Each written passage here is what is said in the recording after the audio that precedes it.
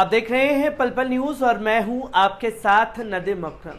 पूरे देश में मुसलमानों के खिलाफ एक अजब तरीके की साजिशें लगातार देखने को मिल रही हैं, जहां हम देखेंगे कि पहले मस्जिदों के आगे आकर के तांडव मचाया जाता है और जब उसका जवाब दिया जाता है तो कसूरवार मुसलमान हो जाता है और मुसलमानों को ही जेल की सलाखों के पीछे डाल दिया जाता है और जिसके हाथ नहीं होते उसे भी पत्थरबाज बता करके उसके घर पर बुलडोजर चला दिया जाता है, जिसकी तस्वीरें लगातार देश भर से सामने आ रही हैं। तो वहीं उन नामों के ऊपर चर्चा ज्यादा बन जाती है जो उर्दू नाम वाले हैं, क्योंकि हमने देखा कि किस तरीके से मध्य प्रदेश में हिंसा को अंजाम एक भगवा ब्रिगेड द्वारा दिया गया, पर कुछ मुस्लिम नामों को मास्टरमाइंड बता दिया गया। यही दिल्ली के जहांगीरपुरी में देखा गया, जहां फसाद करने वाले कोई और लोग पर पूरा ठीकरा जो है वो उर्दू नाम वालों के ऊपर फोड़ दिया गया। और इसी पैटर्न के ऊपर तो लगातार कर्नाटक की सरकार काम कर रही है, जहां उसे हिंदू मुस्लिम पोलराइजेशन करके अपने नफरत के कारोबार को बढ़ाना है और लोगों को ये मैसेज देना है कि देखिए हिंदू खतरे में है, इसलिए हिंदुओं को बचाने के लिए भारतीय जनता पार्टी सबसे पहले मैदान में रहती है। क्योंकि लगातार कर्नाटक में कभी हिजाब, कभी मीट बैन, कभी किसी बात को लेकर के विवाद, तो वहीं कर्नाटक के हुबली में 16 अप्रैल को सोशल मीडिया पर एक पोस्ट के बाद जो है हिंसा भड़क उठी और इस हिंसा में अब ऑल इंडिया मजलिस इत्तेहादुल मुस्लिमीन के नेताओं को टारगेट किया जा रहा है, जिनकी गिरफ्तारी हो चुकी है। कर्नाटक हुबली का मेन मास्टरमाइंड बता करके अब एआईएमआईएम के नेताओं को सामने रखा जा रहा है, जिस पर बैरिस्टर असदुद्दीन ओवैसी ने भी बड़ा बयान दे दिया है।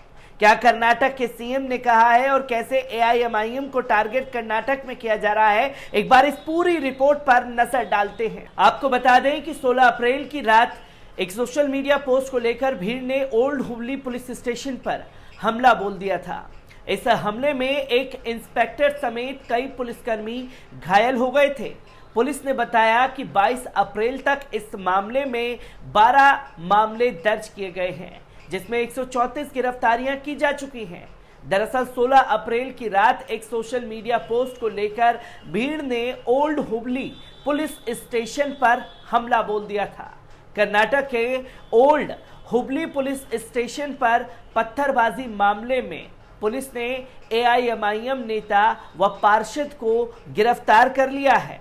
पुलिस ने बताया कि हुबली धारवाड़ नगर निगम पार्षद नजीर अहमद होनवाल को शनिवार रात गिरफ्तार किया था। इससे पहले भी पुलिस ने इसी मामले में एआईएमआईएम पार्षद हुसैन बी नलंतवाड़ के पति इरफान नलंतवाड़ को भी गिरफ्तार किया था।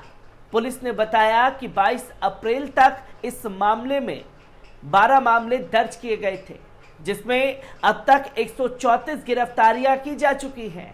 कर्नाटक के मुख्यमंत्री बसवराज बोमई ने कथित सोशल मीडिया पोस्ट को लेकर शहर में भड़की हिंसा को एक बड़ी साजिश करार दिया। रविवार को कहा कि उनकी सरकार ने इस घटना को बड़ी गंभीरता से लिया है। वे रात 16 अप्रैल को सोशल मीडिया पर एक आपत्तिजनक पोस्ट सामने आने के बाद यहां आगजनी और हिंसा में शामिल लोगों के खिलाफ की गई कार्रवाई के बारे में पत्रकारों के सवाल का जवाब दे रहे थे। बोमई ने कहा कि अगर किसी पुलिस स्टेशन पर भीड़ द्वारा संगठित तरीके से हमला किया गया है तो ये एक गंभीर मामला है। हम विभिन्न संगठनों की भूमिका की जांच कर रहे हैं। हमारी पुलिस पहले ही उनके बयान दर्ज कर चुकी है। अगले कुछ दिनों में हम उन लोगों को बेनकाब करेंगे जो इसके पीछे थे। ये पूछे जाने पर कि क्या सरकार बुलडोजर चलाने जैसी कार्रवाई शुरू करेगी, तो बोमई ने कहा कि कार्रवाई करने के कई तरीके हैं। इस पर टाइम्स नाउ नव भारत से बात करते हुए बैरिस्टर असदुद्दीन ओवैसी ने कहा, हाँ, हमारी पार्टी के नेताओं को गिरफ्तार कर लिया गया है और हमारे विचार में वे निर्दोष हैं और मैंने 2 दिन पहले प्रेस कॉन्फ्रेंस में ये कहा था। एआईएमआईएम ही नहीं, कांग्रेस नेताओं को भी गिरफ्तार किया गया है।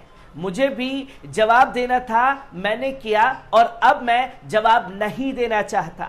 जहां एआईएमआईएम के नेताओं की चर्चा है तो कांग्रेस के नेताओं को छुपा दिया गया। तो वहीं पुलिस ने बताया एक शख्स ने सोशल मीडिया पर मुस्लिम समुदाय को निशाना बनाते हुए आपत्तिजनक पोस्ट शेयर किया था, जिस पर अन्य लोगों ने आपत्ति जताई और पुलिस में शिकायत दर्ज कराई।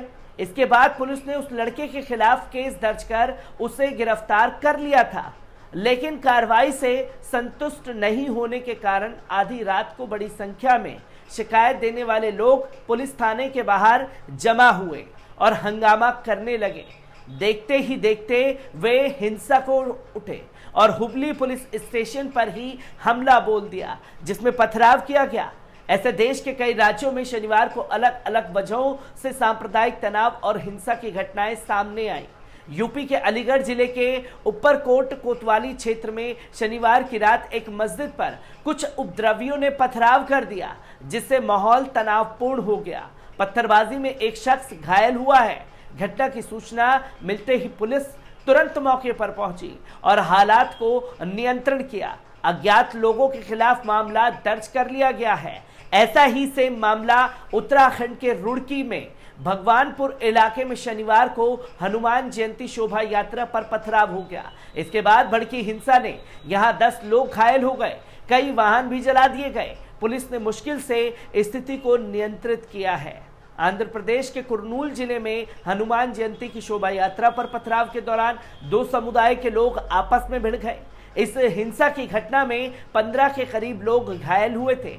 पुलिस ने कड़ी कार्रवाई करते हुए 20 लोगों को हिरासत में ले लिया है, जो कि तस्वीरें देश भर से सामने आई और देश भर से आती हुई तस्वीरों पर बात करने को कोई तैयार नहीं है। जहां पहले आप मुसलमानों के खिलाफ नरसंहार का ऐलान करें और मुसलमानों को उकसाने के लिए उनकी मस्जिद के बाहर तेज आवाज में मुस्लिम विरोधी गाने बजाएं, और जब उससे भी मुसलमान आपको जवाब ना दे तो मस्जिद की छतों पर, दीवारों पर चढ़ करके भगवा झंडा लहराएं और भगवा झंडा लगाने के बाद मुस्लिमों की तरफ से कोई प्रतिक्रिया आ जाए तो साहब कसूरवार सिर्फ मुसलमान है, वो तो मासूम वक्त थे जिन्होंने इस घटना को अंजाम दे दिया, या तो मानसिक रोगी उन्हें करार दे दिया जाता है। आखिरकार ये सब कुछ देश में चल के आ रहा है, जिसमें सिर्फ और सिर्फ रडार पर मुसलमान ही दिखाई दे रहा है। जहां तमाम राजनीतिक पार्टियों की गिरफ्तारी हुई है, तो वहीं एआईएमआईएम के पार्षद और नेताओं की गिरफ्तारी को बता करके ये दिखाने की कोशिश की जा रही है कि सांप्रदायिक माहौल इन नेताओं द्वारा भड़काया गया।